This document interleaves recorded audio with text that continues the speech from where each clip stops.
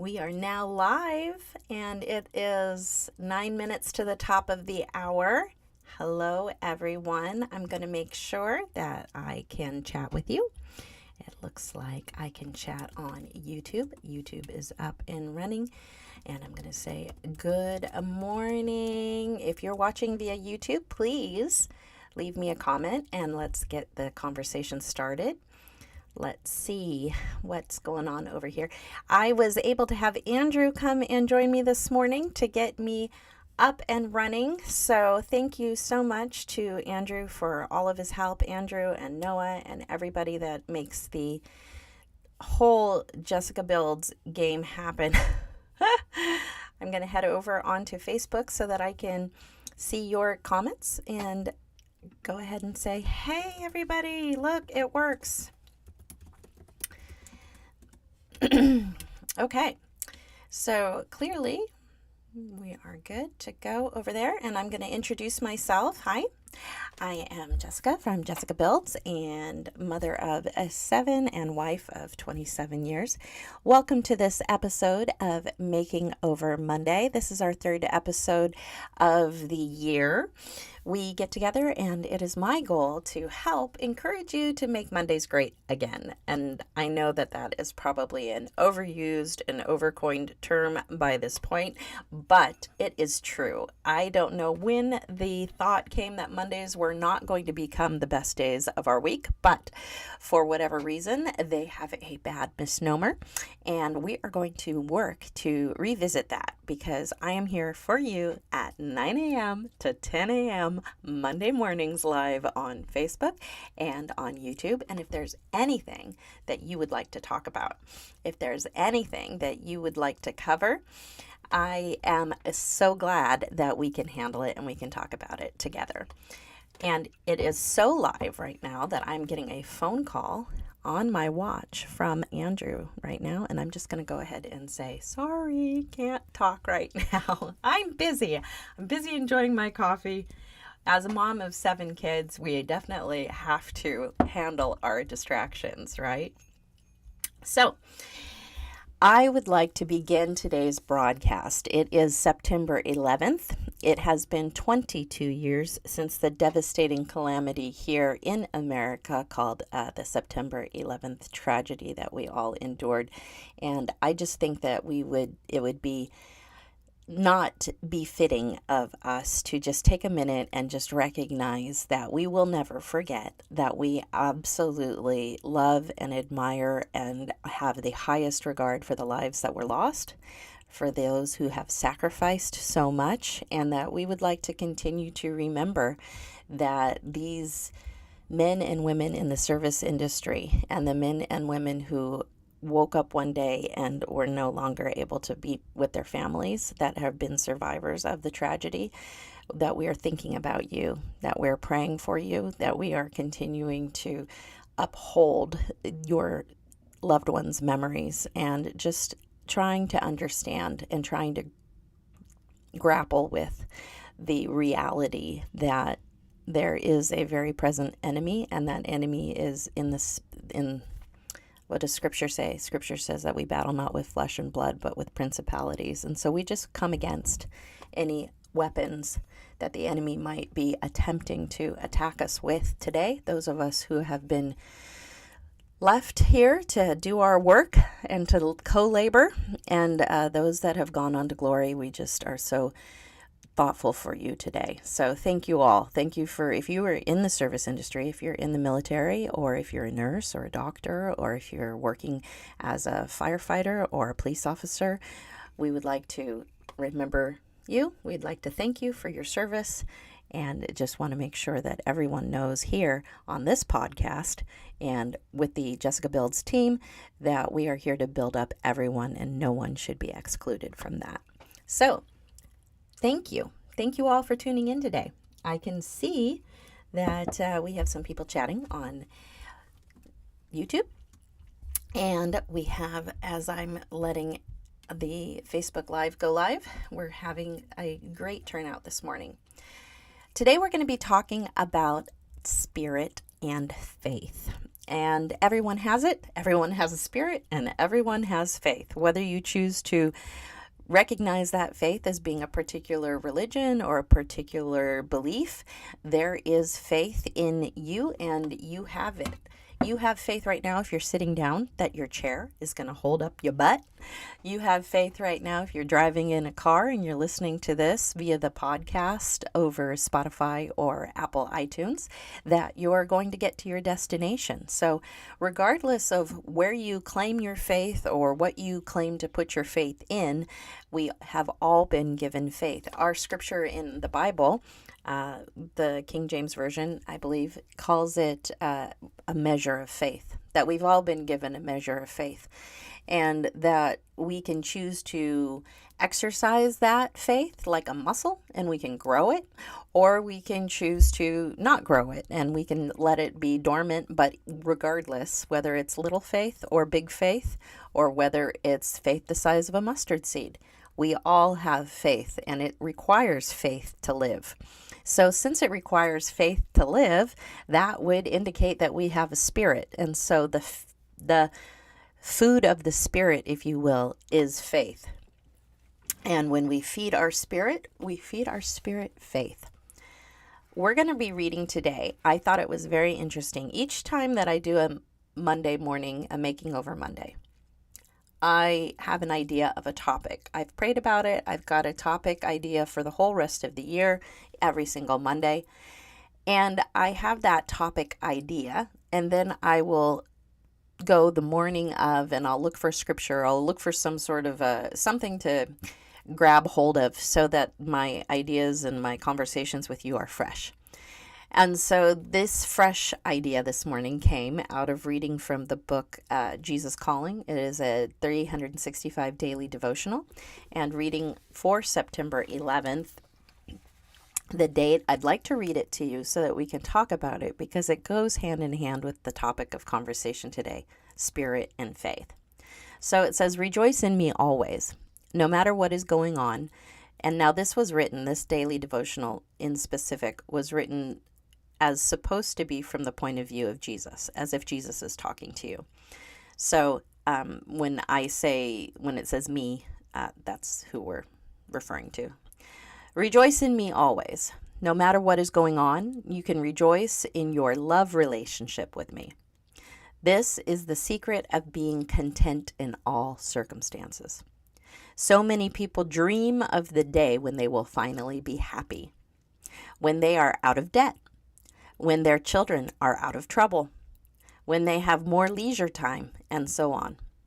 While they daydream, their moments are trickling into the ground like precious balm spilling wastefully from overturned bottles. Fantasizing about future happiness will never bring fulfillment, because fantasy is unreality. Even though I am invisible, I am far more real than the world you see around you. My reality is eternal and unchanging. Bring your moments to me, and I will fill them with vibrant joy. Now is the time to rejoice in my presence." And the scripture reference is Philippians 4:4-12. "Rejoice in the Lord always. I will say it again, rejoice. I know what it is to be in need, and I know what it is to have plenty. I have learned the secret of being content in any and every situation, whether well-fed or hungry, whether living in plenty or in want." Psalms 102:27 says, "But you remain the same, and your years will never end." How awesome is that?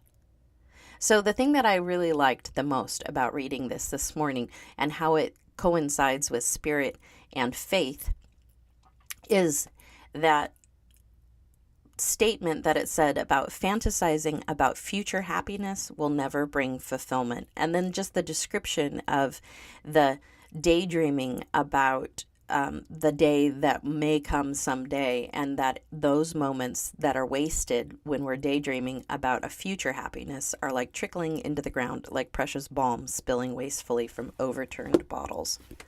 That's such a beautiful picture of, it's beautiful and it's sad, but when you think about like perfume, if you go and spend a tremendous amount of money on perfume, and then you knock the bottle over and you begin, you want to like catch it as soon as it starts spilling and you want to try to put it back into the bottle. That's what's happening to our hours, and that's what's happening to our moments as we dream about a future that may or may not come as speedily as you believe it to come. I do believe that God has plans for us, that He has plans to prosper us, that we're going to succeed. I like to think that anything that we put our hand to is going to prosper and mature and to obey the 30, 60, 100-fold return on the investment of time of sowing our seed. However, we are not in control of how quickly that those visions manifest. We are not in control of how long it takes God to do what God needs to do. We do not control the timing because God is not of time, correct? He is omnipresent. He is the same today, yesterday, and forever and tomorrow. Time does not apply to God. And so if you ever get frustrated with how long things are taking or how it appears that things are taking so long, just recognize that those feelings are probably coming from somewhere centered in your flesh, because if you would really consider what's going on with God, He is of no time. So, since He is of no time, He's not working with a time frame. However, we, human beings here on this earth, are of time. I'm not going to pretend that time does not exist for us. However, it does not exist for us in the spirit. And so when Paul talks about in the Bible about, so often he refers to being in the spirit, and he's like, you know, this body that we have, this thorn in the flesh, the thorn in the flesh is our flesh, right? So yes, we do feel, we live in a state of tension. We live in a state of friction because we're spirits trapped in human bodies. So we're timeless, trapped within time. That's very deep. We're going to make Mondays great. I'm telling you, this is going to be awesome. It's my hope and my desire that you look forward to your Monday mornings, because not only are we going to be thinking a little bit more out of the box, I hope, but it's going to set your week in the mode to be able to say, okay, I am of the flesh. Like, I've been birthed, right? I have flesh. Praise God. Thank God I'm here. But I'm a spirit, and as a spirit, I know that my mind, my thoughts, my dreams, my vision are limitless. I mean, if you close your eyes with me right now, don't if you're driving. If you close your eyes with me right now, I can be in Egypt looking at the pyramids, flying over the pyramids with no airplane. And then in the next second, I can be in Paris, going around the Eiffel Tower, flying around the Eiffel Tower. And then in the next second, I can be underwater in the great abyss, looking at those anglerfish with the little thing that drops down in front of their eyes, right? In the spirit and in our imaginations, we're limitless. So there used to be a saying that we used to abide by all the time, which was, why dream holding back? If you're going to dream, why dream holding back? If you're going to dream, why not dream $100 million dream? Why not dream $1 billion dream? Dream as if there was no limitations, but recognize that because we have been given this gift of the flesh here on this earth, we were born, thank the Lord, there is some conditioning, if you will, of the human body. And that conditioning through discipline, through self-control, through humbling ourselves and recognizing our frailty to God, that we can go in front of Him and we can say to Him in our prayer life, and we can say to Him, Father, I recognize I have limitations, that I can think unlimited, but my body and my circumstances and my situation are temporal. So please, Lord, give me guidance as to how to successfully navigate this tension between what I can see in my mind doing and what I am limited to doing on this earth. because I know that you can make up the difference, right? Because with God, all things are possible. So, considering all things are possible with God, and considering we're talking about spirit and we're talking about faith this morning, what I would like to encourage you with is to recognize that having a being stuck in a stall pattern for future happiness really robs us of the power of the present.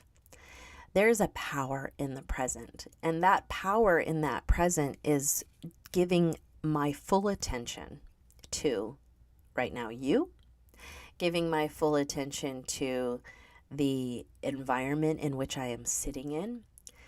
That at the moment, it is Monday, September 11th. It is 9:07 a.m. We've just gotten started with this live. I have 43 more amazing moments that I get to share with you. And if you have any questions for me, please feel free to put them in the chat and comment box. Feel free to share this live with your friends and invite them to come and sit in with us on this chat. But it is now 9:08. It is not 9:09 and it is not 9:07. 9:07 is behind us. 9:07 Monday morning, September 11th, 2023 will never happen again. And 9:10 Monday morning, September 11th, 2023 hasn't happened yet. So here is where we live. We live right now in the present, in this moment. And we work to shut out everything that's trying to compete with right now. Why is that important? Well, that's important because it feeds my spirit. Because my spirit is right now. My spirit is right here, and my spirit is right now.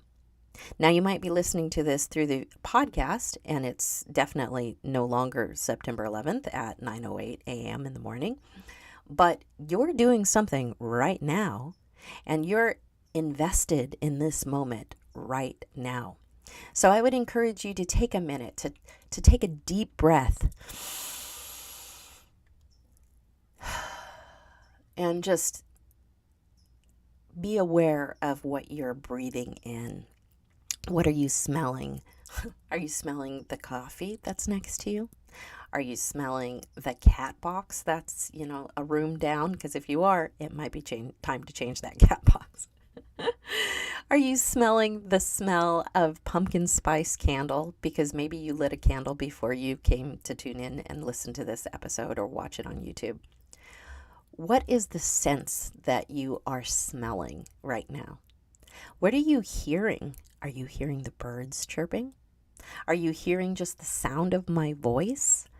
Are you watching? Are you watching this on YouTube? Or are you staring at something, looking at the wall, being completely, fully present? Isn't it amazing that we've been given all of these senses?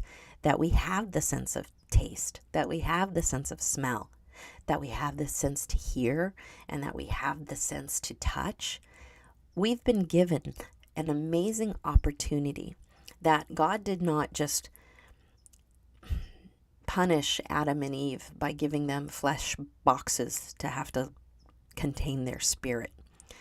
He gave us this ability to have the senses. He gave us an olfactory understanding and feeling of what it means to be completely human, what it means to be completely present. And it's more than just existing. It's learning how to fully embrace walking in the moment and where you're at. And not everybody is in a great situation. Not everybody is fortunate enough to be able to have a cup of coffee or an environment that is pleasing to be around, either aesthetically pleasing or even comfortable to their senses because of the noise and that's surrounding them. But we can always close our eyes and go to a place in our spirit where we are completely and fully surrounded by love, where we are going to be able to embrace the Father, where we are going to be able to go to Him into His presence, and we can enter into His presence at any time that we choose to. You can go and enter into His presence in the bathroom stall if you need a minute to just get away and go to the bathroom. You can enter into His presence by simply closing your eyes and just taking a deep breath. There's a power of entering into His presence, and entering into His presence in the present will often diffuse a myriad of situations. I've been married for 27 years. My husband and I got married at 19 and 21. I was the one that was 19. Thank you very much. He was 21. And in the last 27 years, we have been through a tremendous amount of huge ordeals. Everything from job loss to miscarriage to marriages around us, people getting divorced, to moving, to just relocating. We have moved. We lived, when we first got married, we lived in Portland, Oregon. Shout out to you Pac Northwesterners. And then that's actually where we got married, was in Portland, Oregon. And then after a period of a few years, we moved to Dallas, Texas. So we lived in Texas. I actually have a son that was born in Texas. And then from Texas, we moved to San Diego. So we are no stranger to relocating and having to move. One of the most stressful things that any human being can go through is relocating and moving, next to childbirth. And I believe it's number one is death of a loss of a loved one. And then it's like giving birth, and then it's moving. So if there's a stress factor on the chart, we've gone through it. We've been through it. We are definitely the type of people that abide by the saying, if you're not standing on the edge, then you're taking up too much room. And we definitely want to go all in. So there have been plenty of moments where if it was debt, we went all in. If it was moving, we went all in. If it was having children, clearly we went all in.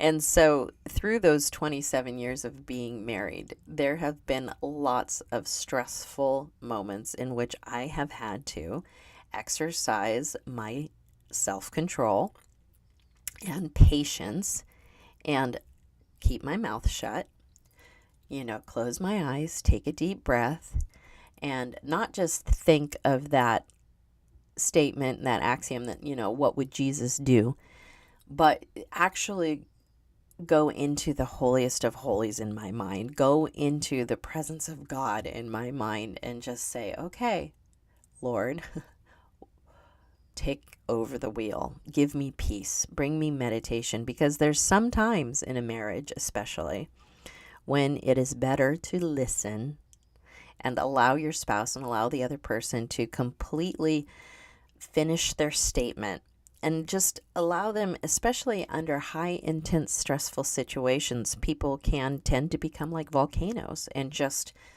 let it all out. But know that they're not letting it all out at you. They're letting it all out because they've allowed it to build up in them. And so when we can be still and allow the Holy Spirit to fill us and get into our spirit brain instead of our flesh man, and just be there to support them as they're letting out everything that's been building up, we can really take a deep breath and we can really trust in and lay into the Lord.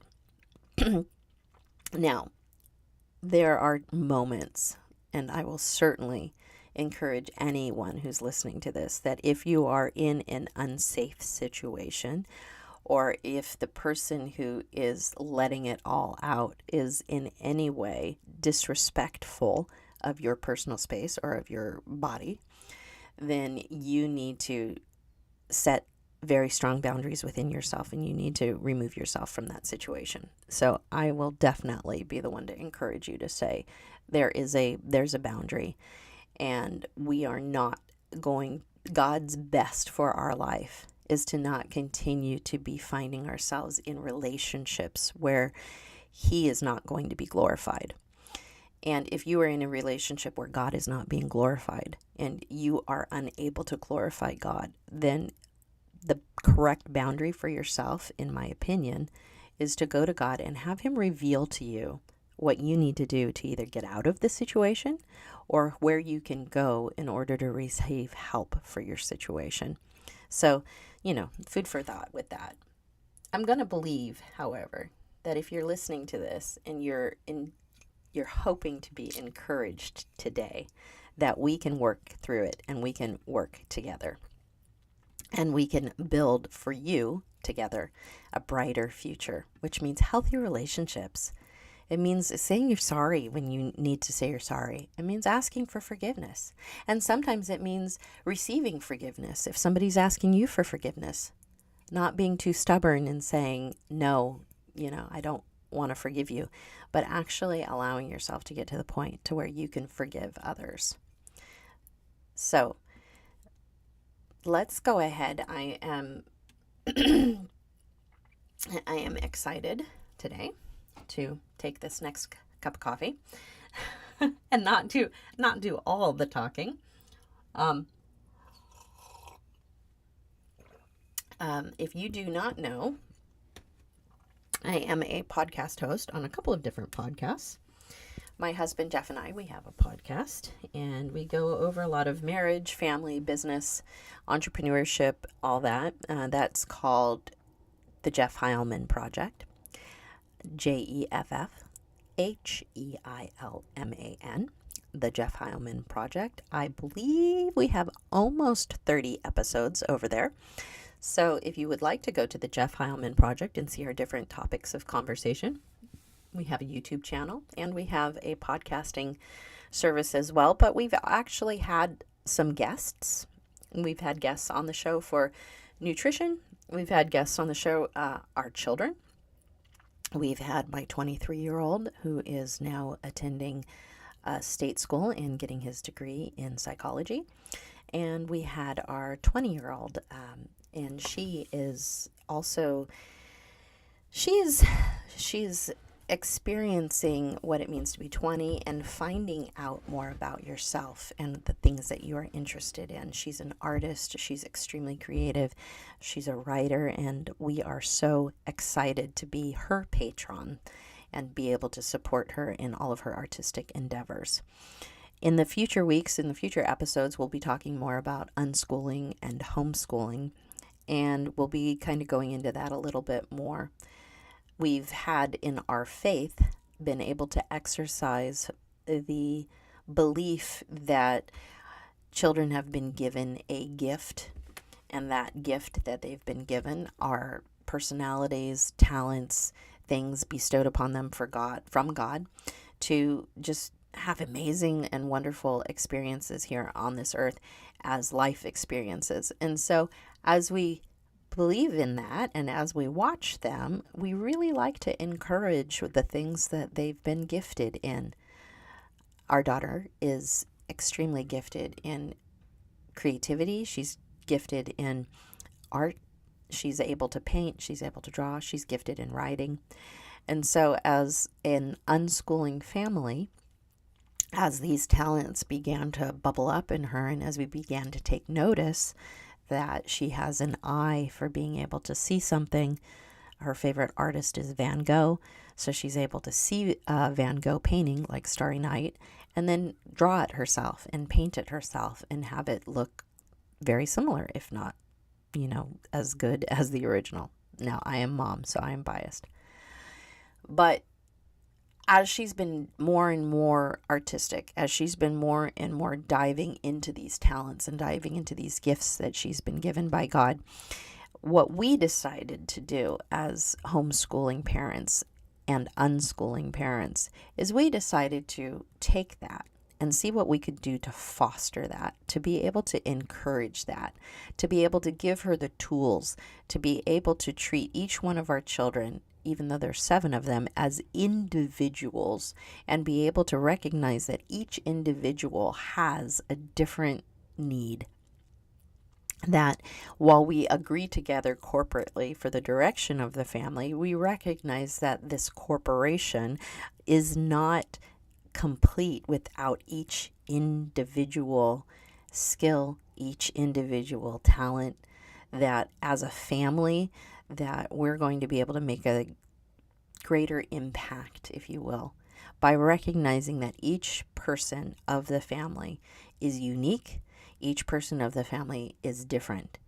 And so part of our philosophy behind not traditionally educating our children is to be able to recognize their individuality and to be able to just put as much resources as we possibly can into that. And so it requires a tremendous amount of faith. As a mom, I've had to battle with my faith in, are we doing right by our children? A few years ago, we've been homeschooling for over 20 years. And in that time, I used to start to feel pretty down about it, especially every fall when the leaves start turning. And I went to school. I loved going to school. I loved the first day of school and walking to school and hearing the crunching leaves underneath my feet, sitting in desks. I'm a teacher, and I like to be taught, and I like to sit in lectures, and I like to have all my little, I like all my little papers. I'm like, where's the camera? I like my papers. I like my pens. I get excited about back to school clothes. I mean, I'm all in when it comes to school. And so I used to, in this process of educating our children non-traditionally, I used to get pretty sad towards the beginning of fall because I would feel like I was missing out, or I would question, am I doing it right? Is this the right way to be educating these kids? And then the word came to me through faith, because the only way that I was going to ever overcome that doubt would be by entering into the Spirit, not by sitting down and trying to reason it out, trying to reason what we are doing. Reasoning what we were doing in the way that we raised our kids was not going to be the way that I was going to get the answers that I needed. So going into the Spirit and seeking God in prayer and saying, Father, you got to help me out here, because I don't know that I can do it. I don't know that I'm good enough. What if my kids are supposed to cure cancer one day? What if my kids are supposed to have, this highest education as humanly possible? Like what if they're supposed to get, you hear about these kids that are signed up for preschool. They're babies, right? They're being born, and then their moms have got them on waiting lists to the best preschool. And then you've got all these academies, these higher end academies where people are paying millions of dollars in elementary school and throughout their, collegiate career in order to get them the best education. And one would think, well, those people that have been given that amazing opportunity for this extremely expensive education, those are where the kids that cure cancer are going to come from, or those are the ones that are going to be the kids that are going to become the next president, the future business leaders of America. And so there is that, especially if you've read a lot of autobiographies, or if you've read a lot of biographies, you would think that the people that have done anything have the most education. Now, over time, I found out that is kind of rarely the case. More often than not, necessity is the mother of invention, and there was a need that arose, and that's where that invention came from. And with the invention, then came the success and the fame and all that, the influence. But it doesn't change the fact that as a mom, questioning whether my children are getting a proper education or not, that I was still having those questions. Well, as it came as a comfort to me in prayer one day, going into my spirit and pressing into the Spirit. And I heard in my spirit, Jessica, if I would have wanted your children to be raised any differently, I would have given them different parents. And that kind of made the light bulb in my mind go, oh, that's kind of true, right? Like if God had wanted my kids to grow up in a home where it was all education all the time, and Harvard and law school and Yale and Princeton and, preschool from the very get-go of, like, he would have given them to different parents. Like, he's got the ability to do that. But he knew exactly what these 7 children needed. He knew who exactly was going to be the best parents for them in order to raise them. And he knew why he chose my husband and I and this untraditional form of education to be the education that they would receive. So that was the first word that I had received, was if I wanted them to be raised differently, I would not have entrusted them to you. So that kind of woke me up and made me think about it and go, you know what?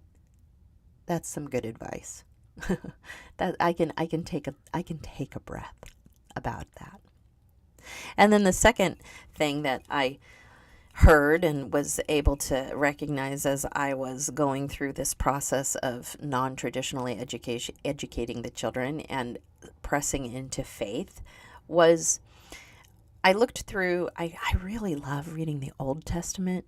As much as I love the words of Jesus and what happens in the New Testament and seeing the dispensation of grace, I just love the Old Testament and the stories and kind of, everything about it. And so when I look at the Old Testament and I look at the stories and I look at everything that had been done and the leaders and the purveyors, you really realize that they kind of come into their own when they're in their 30s, when they're in their 40s.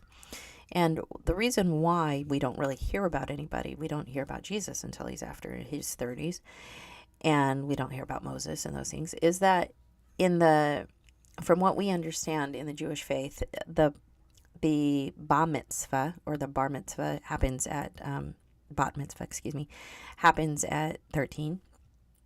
And this is when you can begin to pray in church. This is when you can begin to kind of have a voice. You don't get to vote, but you get to have a say. You get to participate. And then the tradition is that you're not considered an adult until you're 30. So you have been formed in your ability to make decisions and all of these things. And you don't get to vote. You don't get to participate in the synagogue and in the temple until you're in your 30s. And so there's a process of human evolution, if you will. And that human evolution of understanding and becoming an adult, you're becoming an adult. You're on your way to becoming an adult by the time that you're 30. When I read in the New Testament, we don't hear a lot about Jesus as a baby. We hear about him as a baby, right? We hear he was born. Emmanuel, God with us, he's born. Hallelujah. And Luke, we'll go through his birth in the manger. But then you don't hear about him again until he's 12. You don't hear about him again growing up, being a carpenter's son, the type of education he received. You just assume that because of the time that he's been learning from his mom, he's been learning from his dad. We know he went to the temple a lot, so he's been learning in the synagogue. And so he's just been learning by play. He's been learning by association. He's been learning by apprenticeship. He's been learning this entire time. It's not as if he wasn't learning because he wasn't sitting in a desk and he was learning by paper. He was learning by living. He was living by learning. And in his living by learning and learning by living, he gets to the point to where he's 12, and the first time we hear about Jesus as a young person is when he's 12 and he's in the temple and he's teaching. So in addition to the word that I received about our children's education being, hey, if I wanted them to have different way of being raised, I would have given them different parents. It was revealed to me, it was like, hey, we don't really hear much about Jesus when he was, we don't hear much about his schooling until he's 12, and he's actually doing the schooling. He's teaching. And so I thought, if you're not considered if you're not considered in this faith to really have something to offer yet until you're about 13, and you're really just encouraged to learn, to understudy, to be like a sponge until you're 13, then there might be something to that. So what I would like to do in the education process of our children is to really encourage them to play and to grow and to have a life of learning between the ages of 0 to 12.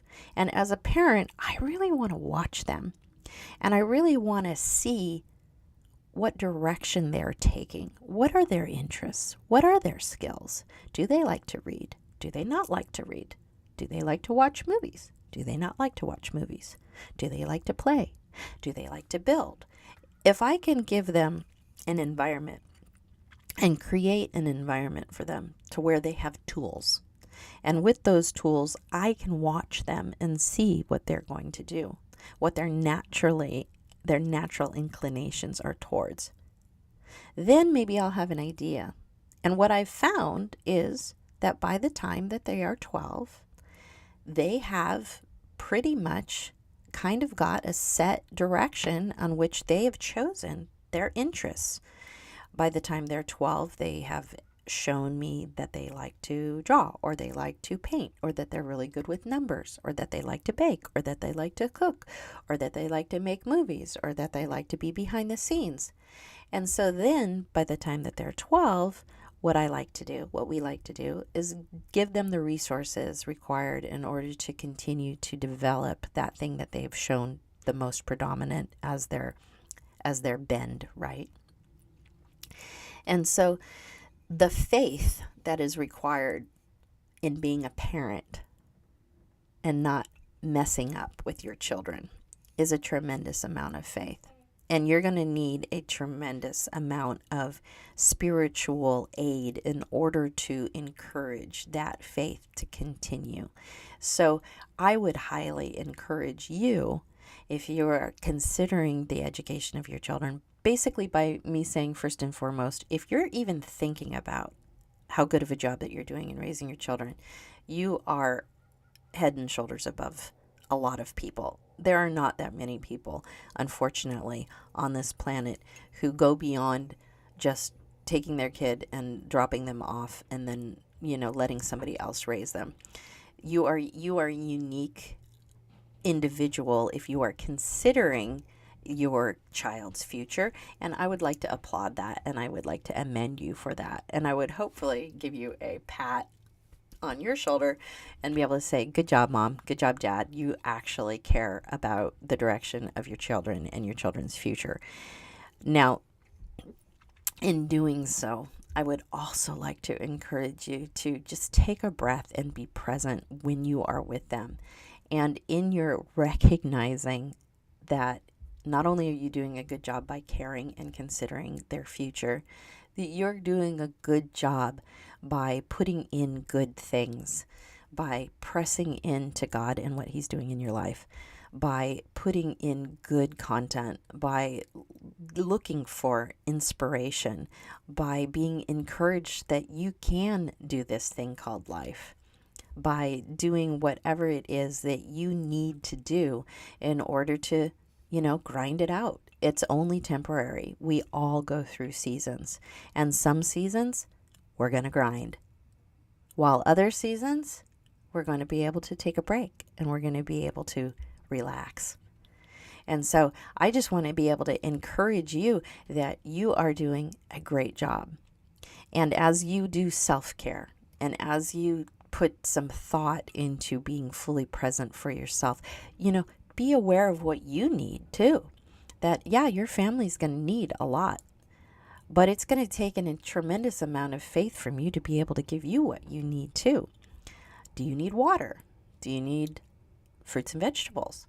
Do you need to get up and go for a walk? When was the last time that you were outside and you were listening to the rustle in the leaves in the trees, or you were smelling the fragrance of the ocean. Have you been to the ocean recently? Would you like to go to the ocean? Can you put it in your calendar to schedule some time for yourself, some downtime, getting a manicure, getting a pedicure? These restorative moments, they feed ourselves so that we can go out and feed others. We have to take care of our spirit, and we have to build our faith. That is the discipline that we bow our flesh to, right? Like, it takes discipline to go to bed on time. It takes a discipline to turn our phone off and put it in the other room and charge it in the other room so that we do not have that tendency to look over at it every 5 minutes while we're sleeping. Like, what time is it? What time is it? That's disruptive. And it's definitely not going to encourage us to be the best versions of ourselves. And I'm not here to condemn anybody, because I don't like that. I don't like that. I don't want to be condemned. I don't want to condemn anybody. So, but what I am here to do is I'm here to encourage you that, take some time. Take 5 minutes, take 10 minutes, and just still yourself if you can. And try to imagine with me. Now, I'm going to be 50 in a few years. Not quite there yet, but I'm over the 45 mark. And when I grew up, we had blackboards, chalkboards. And we would, as kids, the teacher would get up there with her chalk or his chalk, and he would write on the chalkboard, your lesson, and you would do your learning and you would see it. And then at the end of the day, we had people that were designated, kids that were designated to clean the chalkboard. Not only did we clean the chalkboard, we had to clean the erasers too. There was a really cool machine that looked like an electric sander almost, where you would put on the belt, you'd put the eraser on the belt, and it would shake it, and you get to push the button, and it would shake it really hard, and all the dust would go flying. It was awesome. If you had the job of eraser shaker, this was a highlight of the day. So we would clean the chalkboard, and then we would go and we would shake out the chalk. So when I get to a point when I need to still the voices in my head, when I need to still the constant barrage of thoughts, I like to imagine taking that eraser and just erasing the chalkboard and getting it back to black. There's this moment when the chalkboard, because it's they have this wetting agent that it kind of looks wet and it looks glossy and it looks like it's brand new. At the end of the day, when you clean the chalkboard, it is brand new. And so I like to imagine, when I am overwhelmed, taking my eraser and just making the slate brand new. If you did not grow up with a chalkboard and are not as old as I am, maybe you grew up with a whiteboard. It's the same thing. There's you've got your dry erase pen, and you can see throughout the day, by the end of the day, there's marks left on the white board. And so you have a person who's designated the cleaner of the board, who has to spray it down and wipe it down and get it to as close to pristine and as close to white as possible.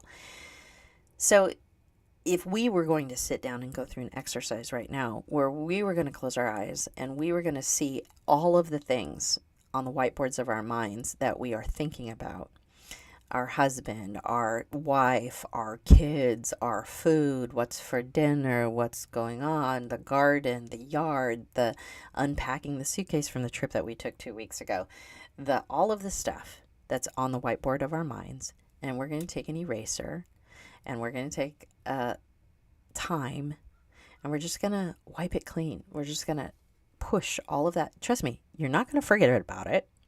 It's not going to completely go out of your mind. Like, it will come back up. It's not going to, life will demand these things to get done. But for right now, we're just going to clear the slate. We're just going to erase the whiteboard of our mind, and we're going to look at a just pure white board. And we're just going to breathe in the reality that in the moment that there's nothing pressing in on us, that we can be okay letting it go, giving it up to God, rolling our cares onto Him because He cares for us, and just rest and allow our spirit and our flesh to rest for a moment, the two coming together as one entity, and that entity being rest. There is plenty of work to be done. There will always be work to be done, and there is always going to continue for work to be done. But yet, can you have the faith? Can you trust that when that work needs to be done, not only will the Holy Spirit remind you of the work that needs to be done and those people around you, but He's going to equip you to be able to supernaturally and spiritually be strong enough, and in the moment be strong enough in order to do that work. So I would like to, for the next 15 minutes, open up the floor, that if you have any questions, if this has spurred anything in your thought process, if you have anything that you need, that you would please feel free to go ahead and enter into the comments, enter into the field any of your questions, and I would like to be able to address them, and I would like to be able to answer your questions. And so the first question that I have is from a friend of mine, and she is asking, how do you do that? Like, how do you take a minute for yourself? You have 7 kids. How do you take a minute for yourself? And what does that actually look like during the day, right? And so during the day, and I say that I have 7 kids a lot. And here's to answer that question. How do I take time for myself with 7 kids? My grandma had 4, and my grandma raised me. And so in her raising of me, my mom worked, and my mom raised me too. Like, it takes a village. So I'm not saying my mother didn't raise me, but during the day, I just mean my grandmother, who had 4 children, was also, I was like number 5, right? I was a part of being raised during the day by my grandma. And my grandma always had time. And if you know my grandma, because some of you have actually met my grandma, if you know my grandma, you knew she would stop whatever she was doing and she would give her full attention to you. And she was a remarkable person of the present. And I asked her the same question, like, how do you get it all done? And because, I mean, we're talking, like, when you're talking your mom offers one certain thing. Well, your grandma, and at least when we grew up, our grandmas baked bread from scratch. Our grandmas sewed their own clothes. Our grandmas were, if there was a definition of a Proverbs 31 woman, man, that was like, our grandma's generation was all about that. And I never saw her watching TV, and I never saw her too tired to play. And I'm like, Grandma, oh my gosh, how do you do it? And she said that, she told me this story one time of being with my dad as a baby. And she said, well, I was sewing, and every time I would sit down to my sewing machine, your father would come and he'd get like underneath my feet and he'd just get in my way. And I was getting so frustrated. I was getting, like, this simple job of sewing this hem on the skirt, for example, was taking me 3 times as long, because he just was a kid and he just wanted my attention, and he was bored because he was an only child at the time, right? Because he hadn't had his siblings because he's the oldest. And so she said, so after, the 20th time of getting frustrated and irritated, I just came to the understanding, and I just came to the revelation that if I'm going to get anything done that I need to get done, it's going to have to be done on my own time. And I'm going to have to stay up later than my kids or wake up earlier than my kids. And I'm just going to have to learn how to get my kids on a regular bedtime, and after that bedtime, save everything, batch the things that I need to do, that I have to do undistracted for those times. That I can't take away time from my family, from my friends, from my people. I can't take away time, the valuable time during the day that I have with them, to do the things that I need to get done. I need to actually make time and dedicate that time and discipline myself to doing those things post, the most important times of the day.